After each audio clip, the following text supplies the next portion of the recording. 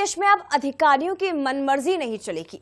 दिल्ली मुंबई में प्रतिनियुक्ति पर मनमर्जी अब अधिकारी नहीं चला सकेंगे। एसीएस, जीएडी समेत 4 अधिकारियों की सहमति लेना अनिवार्य होगा। सामान्य प्रशासन विभाग ने कमेटी बना दी है। अफसरों की इंटरनल इन्वेस्टिगेशन कमेटी तैयार की गई है। पहले कमेटी की जांच रिपोर्ट अनिवार्य होगी। तो मनमानी पर लगाम कसने की तैयारी है। यह बड़ी खबर है इस वक्त की मध्य प्रदेश से जुड़ी हुई, भोपाल से जुड़ी हुई कि दिल्ली मुंबई में प्रतिनियुक्ति पर मनमर्जी नहीं चलेगी। एसीएस, जीएडी समेत 4 अधिकारी, अलग अलग जो अफसर हैं, उनकी सहमति लेनी होगी।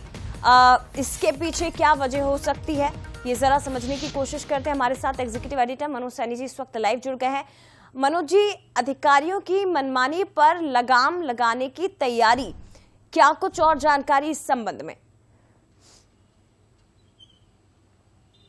देखिए, दरअसल होता यह है कि आपने भी सुना होगा कि फलाना अधिकारी प्रतिनियुक्ति पर चला गया, लेकिन वो अपनी सेटिंग में, ये तो नहीं कहता कि सभी अधिकारी अपनी सेटिंग या अपनी तैयारियों के साथ जाते हैं, लेकिन कई बार ये सवाल उठते रहते हैं। जैसे मध्य प्रदेश सरकार में वो मौजूद है, लेकिन यहाँ बात ठीक नहीं बैठ रही, पटरी ठीक नहीं बैठ रही, तो केंद्रीय प्रतिनियुक्ति पर चले जाते हैं। पर अब मध्य प्रदेश सरकार ने एक नया निर्णय लिया है, सामान्य प्रशासन विभाग ने, कि जो भी व्यक्ति, चाहे वो आईएएस हो, आईपीएस हो, अन्य विभाग में प्रतिनियुक्ति पर जाते हैं, दिल्ली मुंबई में, खासकर दिल्ली में बहुत अधिकारी होते हैं, अलग अलग विभाग में केंद्रीय प्रतिनियुक्ति पर जाते रहते हैं। जैसे हाल ही में अनुराग जैन वापस होकर लौटे, लगातार दिल्ली में बने रहते हैं, ऐसे तमाम अफसर जाते रहते हैं।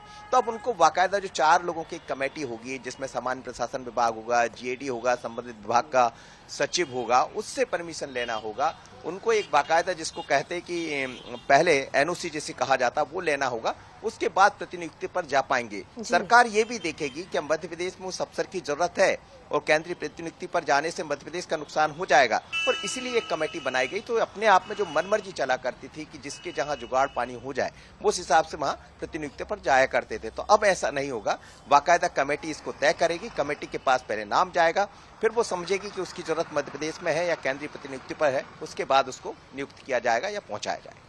शुक्रिया आपका मनोज जी। यानी कि कुल मिलाकर अगर मध्य प्रदेश में पटरी नहीं बैठ रही है तो अधिकारी दिल्ली मुंबई का रुख कर लेते थे, तो अब उनकी मनमर्जी नहीं चल सकेगी। यहाँ पर एक